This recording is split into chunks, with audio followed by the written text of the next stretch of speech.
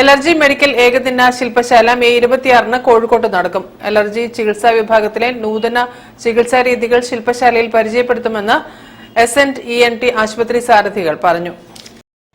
Allergy എന്ന് പറഞ്ഞാൽ എല്ലാവർക്കും അറിയാം. നമുക്ക് എന്താ പറയാ, ഒരു അലർജിയുടെ ഗുളിക മെഡിക്കൽ ഷോപ്പിൽ നിന്ന് വാങ്ങി കഴിക്കുന്ന അലർജിയുടെ ഗുളിക അല്ലെങ്കിൽ നേരത്തെ സ്പ്രേയിലോ ഒതുങ്ങുന്ന ഒരു അസുഖമാണ് പലർക്കും ഇപ്പോഴും.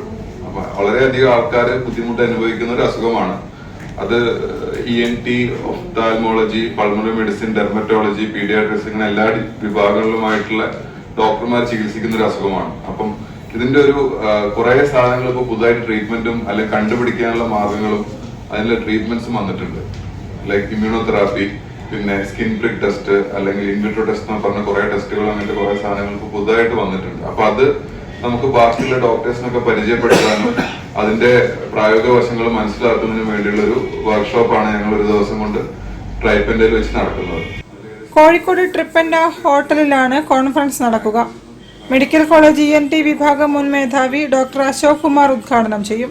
അലർജി ഏകദിന ശില്പശാലയിൽ 200ഓളം ഡോക്ടർമാർ പങ്കെടുക്കും. ബാംഗ്ലൂർ മണിപ്പാൽ ആശുപത്രി ENT surgeon doctor Saud Ahmed, doctor Krishnamohan R, doctor Abdul Latheef EN, doctor Kalpana George, doctor Sudheer Kumar, doctor Arjun, doctor Shibu George എന്നിവർ വിവിധ വിഷയങ്ങൾ അവതരിപ്പിക്കുമെന്നും അലർജി രോഗാവസ്ഥയുടെ കാരണങ്ങൾ കണ്ടെത്താനുള്ള വിവിധ മാർഗങ്ങളും ചികിത്സാ രീതികളും പ്രായോഗിക പരിശീലനവും ശില്പശാലയിൽ നൽകുമെന്നും സംഘാടകർ അറിയിച്ചു. News bureau, Kozhikode. വാർത്തകൾ ചുരുക്കത്തിൽ നിങ്ങൾക്കായി അവതരിപ്പിക്കുന്നത് www.jillavartagal.com. പ്രധാന വാർത്തകൾ ഒരിക്കൽ കൂടി.